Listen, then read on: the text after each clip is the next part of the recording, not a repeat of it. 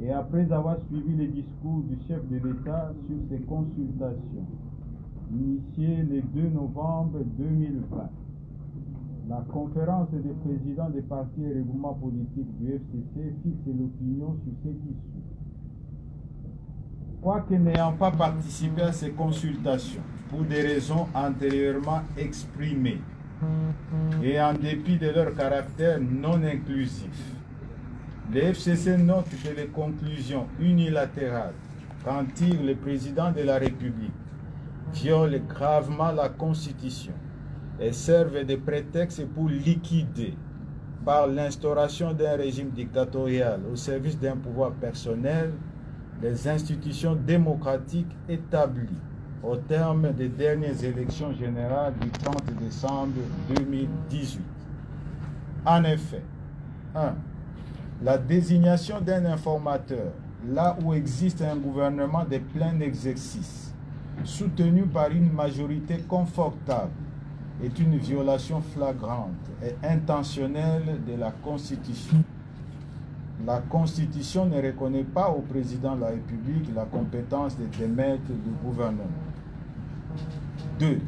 Le FCC rappelle que dès la constitution de la coalition, constatée par le communiqué conjoint FCC-CACH du 6 mars 2019, il avait une majorité absolue issue des élections de 338 députés nationaux sur les 500 qui composent l'Assemblée nationale, à laquelle se sont juste greffés 47 députés du CACH.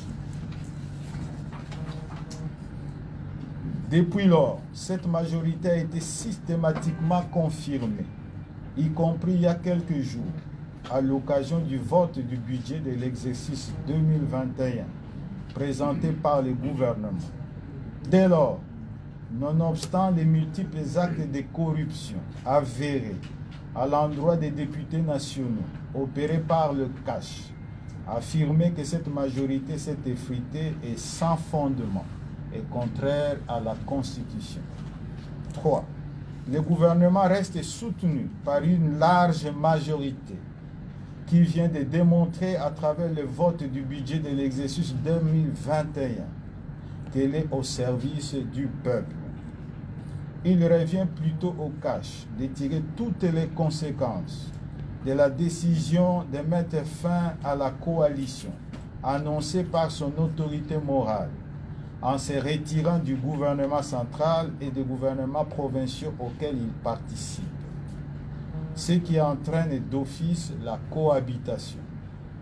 Cependant, le FCC rappelle que la finalité de l'accord de coalition signé par l'autorité morale du CACH et l'autorité morale du FCC était la paix, la stabilité et le développement du pays. 4. Justifier les projets prémédités d'une dissolution de l'Assemblée nationale en dehors de toute crise persistante entre le gouvernement et l'Assemblée nationale, en prétextant d'une prétendue divergence entre ces deux institutions autour de la question de la prestation des serments des nouveaux juges nommés illégalement à la Cour constitutionnelle, alors que par ailleurs le gouvernement et l'Assemblée nationale avaient le même point de vue sur cette problématique. C'est non seulement falsifier la vérité, mais aussi une tentative de violation grave et intentionnelle de la Constitution. 5.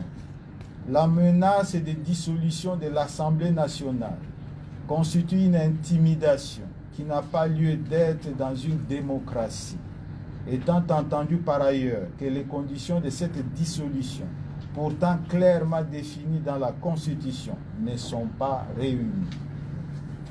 Qu'à cela ne tienne, si le président de la République estime qu'il y a matière à contestation de légitimité des députés nationaux, le FCC rappelle que ces derniers et le président de la République sont issus des scrutins combinés et que cette problématique induirait logiquement l'organisation des élections générales anticipées à tous les niveaux, présidentielles, législatives, nationales et provinciales. 6.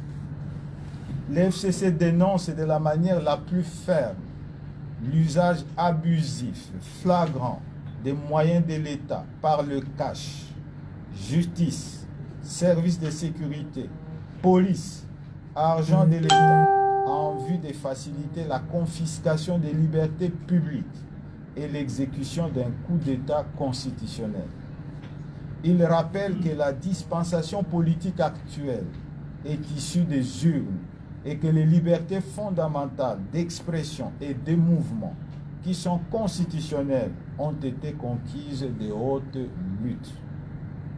De ce qui précède, 1. Le FCC prend acte de la décision du président de la République de mettre fin à la coalition, avec les conséquences qui s'imposent pour les caches telles qu'évoquées au point 3 de la présente déclaration. 2.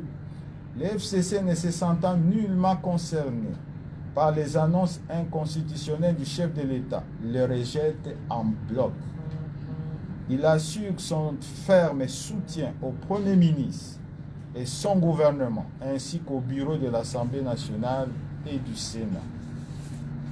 3. Le FCC qui prend à témoin l'opinion tant nationale qu'internationale sur la crise institutionnelle que tente de créer artificiellement le président de la République et sa famille politique, usera de tous les moyens de droit et politique pour y faire face et fixera sa conduite à tenir dans les prochaines heures. 4. Le FCC informe le public qu'il va demander à son autorité morale, le FCC informe le public qu'il va demander à son autorité morale, le président de la République honoraire, son Excellence Joseph Kabila Kabange, de donner sa part de vérité afin d'éclairer l'opinion sur la situation politique du pays ainsi créée par le président de la République. 5. Le FCC appelle la population à rester mobilisée contre la tentative en cours de hold-up de sa volonté souverainement exprimée dans les urnes en confiant la majorité parlementaire au FCC. Fait à Kinshasa le 7 décembre 2020, la conférence des présidents.